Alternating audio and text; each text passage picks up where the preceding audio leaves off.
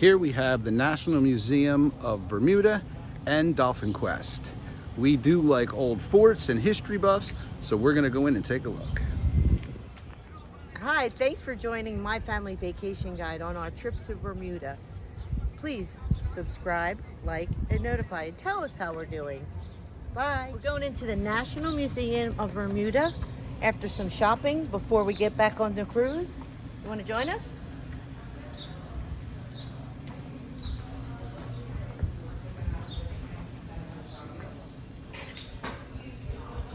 Nine to 5 weekdays, 9:30 to 5 weekends. They sleep a half an hour on Saturday and Sunday. Admission is $15 for adults, $12 for seniors, and kids under 16 are free. After paying and coming out to the courtyard, there is directions here.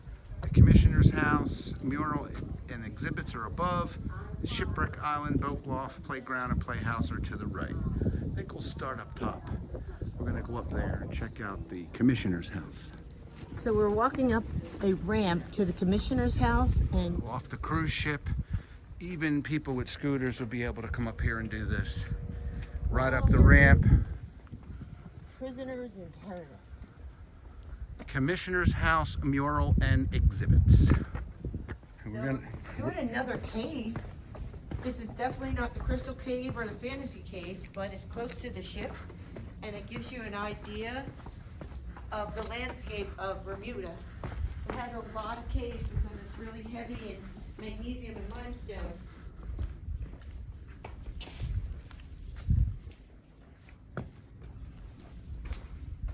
Prisoners in Paradise.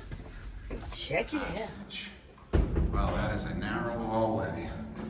Where does it go?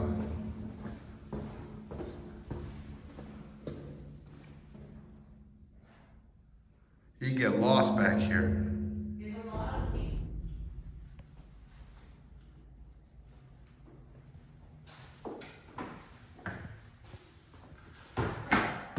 When they started the dockyard, the engineer was paid by how much they accomplished, not anything else, called piecework. So they had much to gain from working the convicts hard. So by working them hard, the difference between the penal system in England and in Bermuda, they were much more laxed here. They let them smoke and drink grog and had a better life so that they would work hard. This is an example of the ship that they would bring the slaves over from England, and the tools that they would use and how they would stack in order to make this. Quarry to carving. Most of this is made out of limestone. So they would chisel the rocks out, make a port, put the rocks to build the roads and the docks. And then if you did all that, you would get pardoned and released. So during the World Wars, Bermuda put Germans in POW camps and kept them because it was considered a conflict of Germans living on a British colony. So back in the wartime, this magnet was used to raise shells from here down up into where the cannons on the top were. And you would come up in here and yell, "One's coming up!" And they hear them up top. It was used for lifting cartridge or gunpowder charge through the tunnel above, transfer.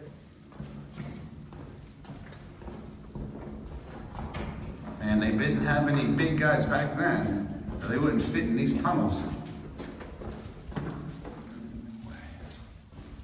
Maybe there's a way of walking through the tunnels or hiding each other, I don't know. But there seems to be windows, so it would maybe a pass-through? It said lamp, so those old holes were where the lamps would be, so you could see in here. Oh, Because imagine it was really dark. so this was just a hall to make lamps? Not to make lamps, the lamps were there to let you see, to go through the hallway. Down on this side? This is the top of where the shells would come up, and then they would take them over to where the cannons are and fire on the opposition. Anybody coming into Bermuda, they were defending it. So imagine you're a ship coming into port and they're loading from the bottom, the shells up here, and firing on you. This is how they protected Bermuda.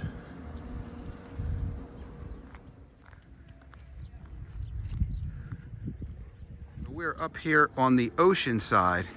So look at these giant cannons here that they would put to defend the ocean, the bay, and the port. So if you were coming here, you had a lot of artillery to pass if you wanted to try to come and get on this island without them letting you. On the ocean side of this fort, there is the beach, Paradise Beach. This is the closest beach that you can get walking distance from your ship.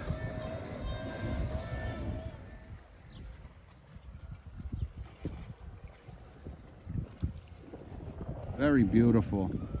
So this reef here, you can snorkel all this. There's people all the way out there. There's someone here. There's the rocks, and there's the beach. So you don't need to do an excursion here in Bermuda. You can grab a snorkel gear and go on this reef all by yourself.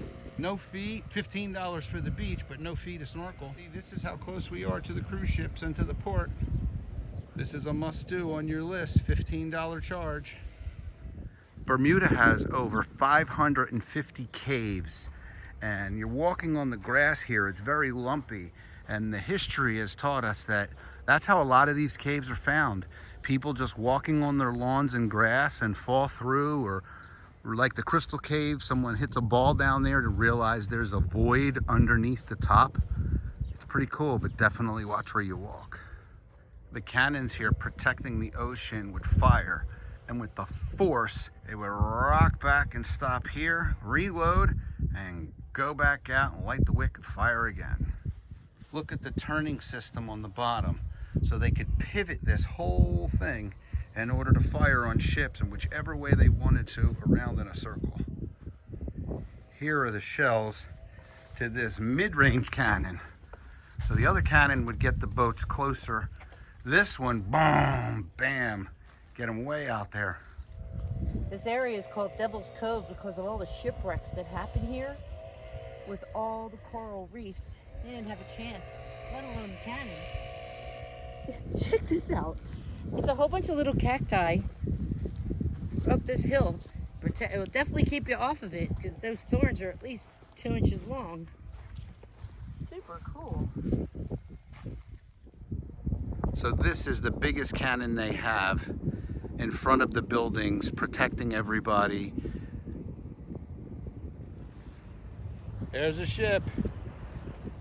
Gotta head to that buoy. Ready the cannon. 2 degrees to the right. Take them out. To preserve the top of this, you can see they did the first floor, and the preservation makes it look like it did way back in the day.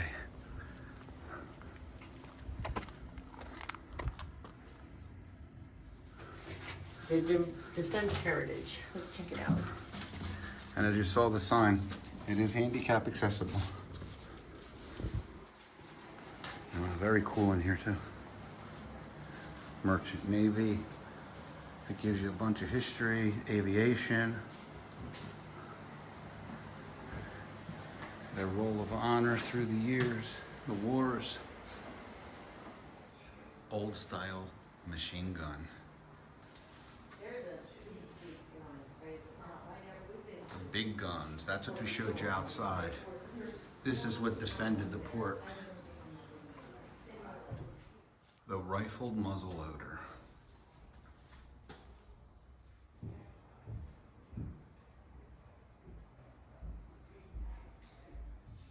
So the dockyard was the largest fortification outside of England that they ever built to protect a port or a dock here in Bermuda. The painting here depicts how they would protect the port with the cannons firing on the ships that came into their bay that they were not wanted. Area. You have to handle it with swing it slightly to your right or left, whichever way. During Bermuda's wartime, there were women, 29, that were in overseas with Allied forces. Bermuda Volunteer Rifle Corps. Their uniforms, their ammunition, and their guns. Check out this rifle with the bayonet on it. Check out this wall mural depicting life in Bermuda. Buses, trains, docks, workers, fighting history. So this was their residence. Each room has a fireplace, windows looking out. The way it was preserved and all the history put in to show you the past. So this does have a second story of the residence that they allow you to go in and take a look. Let's see what the bedrooms look like. Downstairs, all those rooms had the same exact dimensions and each one had a fireplace. Remember, it does get cold in Bermuda. So this house was built in a perfect square.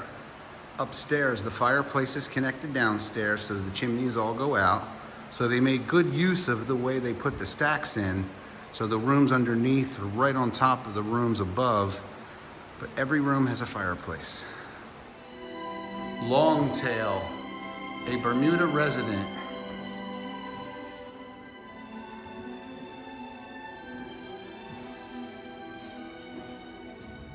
Here we are up on the top deck. You can see this is the highest point it was built, and why Bermuda doesn't allow buildings over 5 stories. Comparisons. Comparing the two ships, the Norwegian Joy is way bigger than the Mariner Royal. That one has at least 4 more decks on top and suites at the very top. That is your new megaship. You'll definitely hear the breeze as we turn the corner. The ocean breeze is amazing. One side is dead still and this side dead ends, but it definitely feels good.